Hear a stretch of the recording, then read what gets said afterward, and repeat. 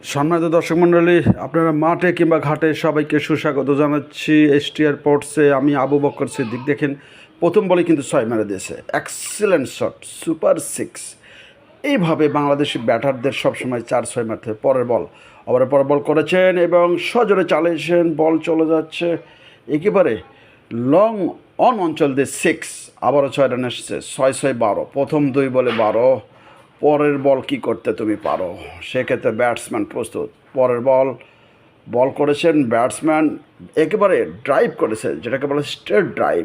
Fielding আসার আগে কিন্তু 4 হয়ে গেছে। আবারও 4, 16, 3 বলে 16। আবার পরের বল করার জন্য ব্যাটসম্যান প্রস্তুত। এরকম করে বাংলাদেশি ব্যাটারদের 4 রান মারতে হবে। পরের বল করেছেন ব্যাটসম্যান, চালিয়েছেন সজোরে এবং 6 হওয়ার সম্ভাবনা।